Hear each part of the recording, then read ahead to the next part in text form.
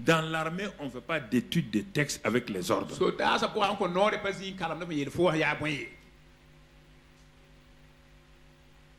n'y a pas de débat.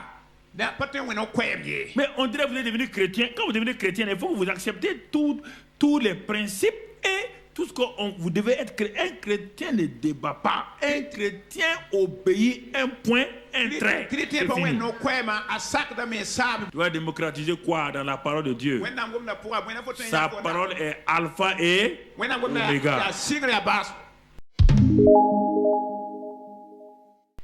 Mais ce qu'il t'a dit là, regardez, mais, vraiment c'est l'homme se complique la vie. On te dit tous les arbres du jardin là, tu peux les manger. Mais il y a un arbre qui donne la vie. C'est l'arbre qui est là. Là, il y a un arbre qui donne la vie. Les autres arbres là, ils ne donnent pas la vie, mais tu peux les manger. Il y a un arbre qui donne la mort. Il y a 3 catégories. Vous voyez ici. 3.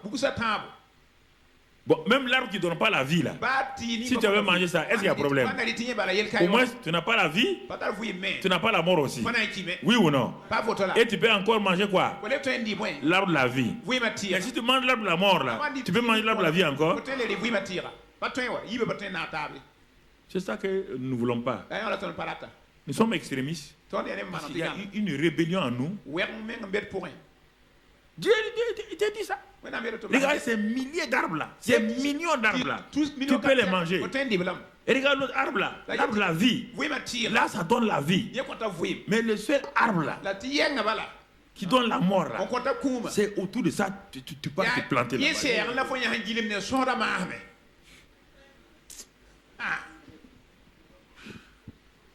Je ne sais pas pourquoi l'homme est comme ça. Ce qui détruit les gens là, c'est là-bas où tu es. Tu fais quoi là-bas? Ça montre qu'il y a une rébellion en toi. Quand on te prêche, qu'il y a une rébellion dans ton cœur. Ah non. Vous croyez que c'est faux? La rébellion, ce n'est pas les bandits au dehors. Hein? Non. La rébellion, c'est là où tu es assise là. Tout ce que je dis là, ton cœur là est en train de lutter contre ça. Tu es un rebelle. Rebelle. Et tous les rebelles sont combattus. On ne négocie pas les rebelles. Tu es rebelle. Tu vois? Alors, Dieu t'a dit ça. Il dit de garder le jardin là. Veille sur lui. Et Paul a dit ça pour nous. Quand il parlait à Timothée, il veille sur ton cœur. C'est pourquoi Pierre nous dit que dans le combat que nous menons là, quand Dieu nous dit quelque chose, il y a un combat qui est déclenché. Dans 1 Pierre 5, 8, Pierre nous dit ceci, ce combat qui est déclenché là, 1 Pierre 5, verset 8, il dit, soyez sobres, veillez. Votre adversaire, le diable, rôde comme un lion rugissant, cherchant qui il dévorera. Ouais, bien, soyez sobre en parole. Dieu a été sobre en parole. Dieu n'a pas trop parlé. En réponse, tu dois être sobre en parole. Tu dois veiller, être vigilant. Et quand tu es vigilant, quand l'adversaire qui rôde là te trouve là, il ne pourra pas te dévorer. Et tu pourras lui résister en ce moment. Ce sont ceux qui sont sobres. Quand on prend l'expression soyez sobre et veillez là, on part comparer à ce que Dieu dit dans Jacques 4, verset 7. Soumettez-vous à Dieu et résistez au diable. Soumettre là est égal à soyez sobre et veillez. 1 Pierre 5, 8 et Jacques 4, 7 se complètent harmonieusement. Jacques 4, 7 dit soumettez-vous donc à Dieu et résistez au diable et il fuira loin de vous. Mais Pierre met sous une autre forme, il dit soyez sobre, veillez. Donc, vous voyez, soumettez-vous là et soyez sobre et veillez là. C'est la même chose, dit dans un langage différent par deux écrivains donc de Dieu. Donc, c'est pourquoi nous devons faire beaucoup attention. Soyez sobres. Parce que dans l'armée, les militaires sont sobres. Les ordres donnés sont sobres. Et dans l'armée, on ne discute pas. Avec Dieu, on ne discute pas. Nous ne sommes pas dans une république démocratique. Y a-t-il un père sur la terre qui a mis démocratie dans sa famille? Qui a vécu dans une famille démocratique?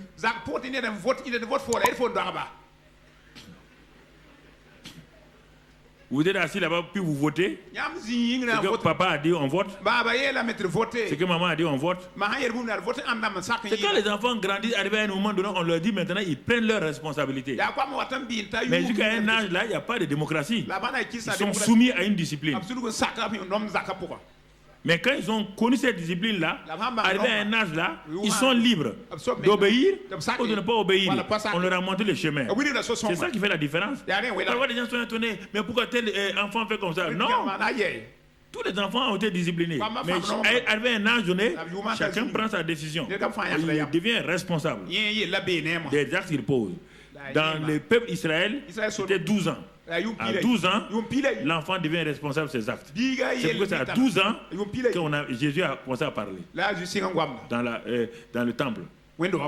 C'est en ce moment-là, à l'âge de 12 ans, que les Israéliens trouvaient que l'enfant est responsable de ses fautes. Qu'on pouvait comptabiliser ses péchés et tout.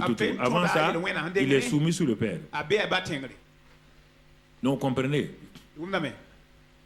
Dieu dit en tout cas, les jours que tu manges là, tu meurs. Hein? Je t'ai tout donné. Tout. Jardin d'Élise, tu as mon image, tu es semblable à moi, tu as l'autorité, tout est à ton service, tu domines comme tu veux, tu as séjuté, tout. Regardez, il y a quel dictateur ici? Il est dictateur en quoi? Il te donne tout. On te dit il y a une seule chose. Il ne faut pas faire ça là. Pourquoi? Il y a un ennemi. Il y a un ennemi. Si tu fais ça là, il va te créer des problèmes. Mais comme toujours, dès que Dieu a fini de dire ça, et qu'ils ont célébré leur mariage, l'ennemi est venu. L'ennemi est venu. Il va provoquer discussion. Il aime provoquer discussion. L'ennemi aime provoquer des discussions dans nos vies, dans nos familles. Et regardez, il commence comment? Genèse 3. Genèse 3. Il lisait verset 1, Genèse 3, verset 1. Qu'est-ce qu'il dit là-bas? Le serpent était le plus rusé de tous les animaux des champs que Dieu avait fait. Il dit à la femme, Dieu a-t-il réellement dit? Si ça c'est pas provocation, c'est quoi? Il veut des discussions, non? Oui ou non? Il veut que vous discutez. Ah, mais ce que le pasteur a dit ce matin, hein, c'est discutable. Toi, tu dis oui. Bon, continue à discuter. Continue à discuter. C'est discutable. Ok.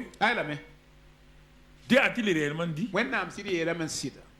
Vous ne mangerez point de tous les arbres du jardin. Il va accuser. Il va accuser Dieu.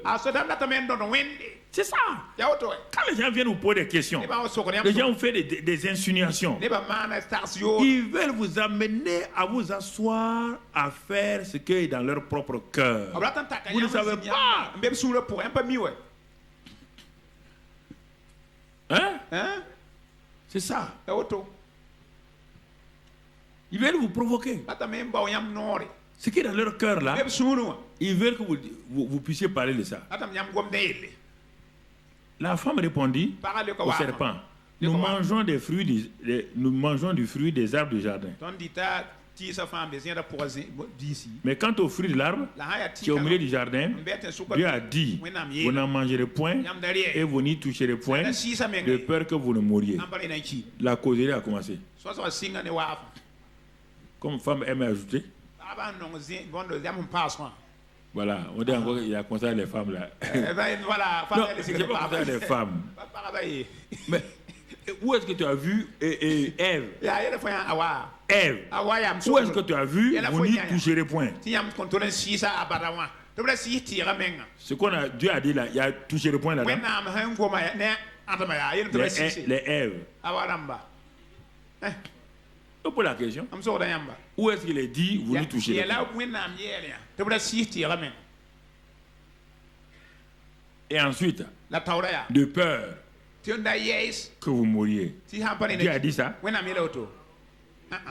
Si vous commencez à discuter la parole de Dieu, vous allez aboutir textuellement. Vous ne pouvez pas échapper à ce que Adam et Ève ont subi.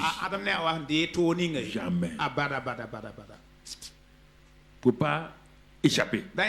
Vous allez aboutir à ça. Parce que l'ennemi est plus rusé que vous. En matière de ruse, il est numéro 1. En matière de ruse, il est champion. Vous n'êtes pas assez intelligent pour vous opposer à la ruse de Satan. Jamais. Pas vous amuser. Hein? Quelqu'un qui discute avec Dieu. Quelqu'un qui veut manipuler Dieu. Vous ne pouvez pas. Ah, vous savez quand même aujourd'hui, on est au 21e siècle. Mon ami, ma fille, Ramat et Bara, il faut t'éloigner de cette camarade-là. Elle veut t'amener quelque part.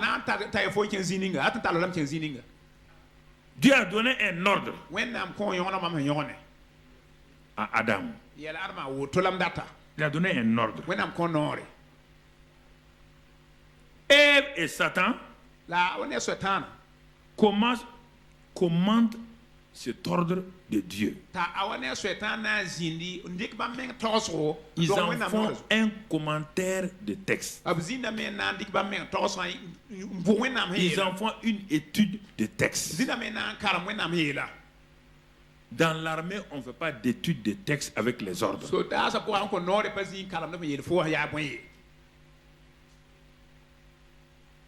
Il n'y a pas de débat. Mais on dirait que vous êtes devenu chrétien. Quand vous devenez chrétien, il faut que vous acceptez tous les principes et tout ce que vous devez être. Un chrétien ne débat pas. Un chrétien obéit un point, un trait. Tu vas démocratiser quoi dans la parole de Dieu? Sa parole est alpha et oméga. Tu vas démocratiser l'alpha et l'oméga comment? Si tu ne veux pas, tu dégages. Et un point, c'est tout. Ève commence à faire une étude de texte avec Satan. Ils font tout là-dedans. Dialectique. Comme disaient les étudiants à l'université. Dialectique. Ils ne comprennent rien. Karl Marx et puis il parle de dialectique. Hein? Tout le temps en train de parler de gros mots. C'est ça. Ils ont commenté. Ils ont étudié. La fin, Satan les a dépouillés. Ils se sont trouvés nus. Voilà. Si tu ne veux pas la parole de Dieu, tu aboutis obligatoirement au résultat d'Adam et Ève. Ça, je te dis la vérité. Hein? Ils sont arrivés, quand il a fini, il les a convaincus que Dieu avait tort, que Dieu n'est pas si bon qu'il dit. C'est à ça qu'il veut t'amener.